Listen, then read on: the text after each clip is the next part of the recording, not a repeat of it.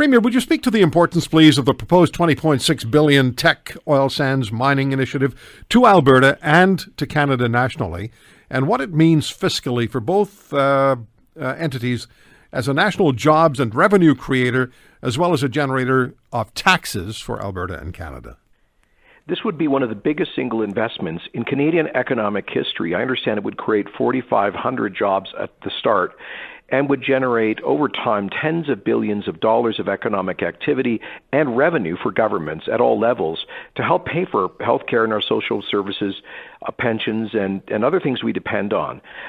It is a project that is overwhelmingly supported by First Nations, despite whatever you see on the CBC, who always tend to focus on a small number of groups in Toronto and Vancouver. All 12 of the surrounding Indigenous and Métis communities support this because it's an opportunity to move their people from poverty to prosperity.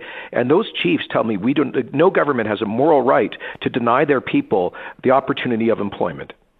People in this country need to understand just how significantly important this Teck oil sands project is to all of us and our well-being. And we have the Prime Minister, Mr. Trudeau, who has until the end of February to announce his decision about whether to endorse or whether he'll endorse the Teck oil sands initiative. Are you concerned, disappointed that he hasn't made the announcement yet?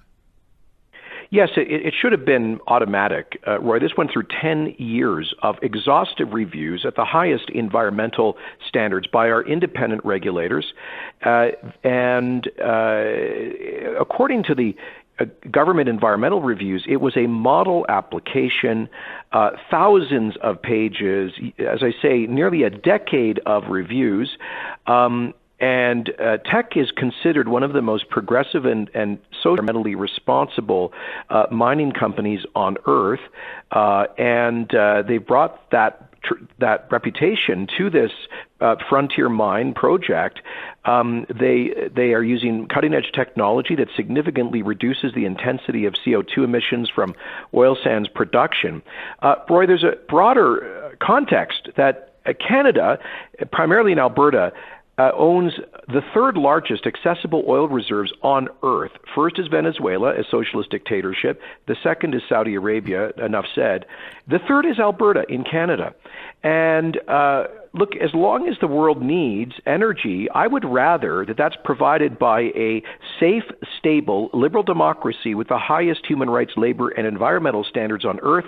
That's what the Teck Frontier mine represents. If we want to be able to pay for our pensions and our health care as our population ages and the workforce shrinks, we need some assets that we can develop. That happens to be the world's third largest energy reserves.